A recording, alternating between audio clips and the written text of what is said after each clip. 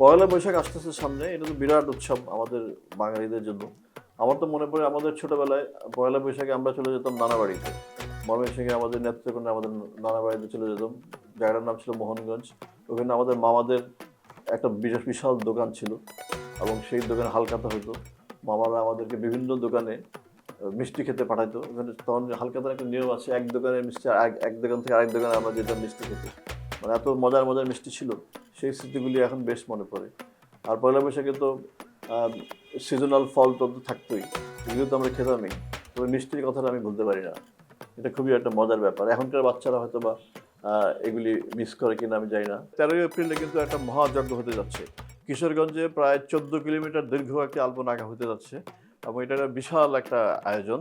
শুধু এখানেই কিশোরগঞ্জেই না, বাংলা লিঙ্ক আরও একটা আয়োজন করেছে, সেটা হচ্ছে যে আমাদের মানিক মে এভিনিউতে, সেখানে রাত ভোর আল্পনা আঁকা হবে। খুলনার শিববাড়িতে রাত ভোর আল্পনা আঁকা হবে। আপনারা সবাই সেখানে যাবেন, আমরাও যাব।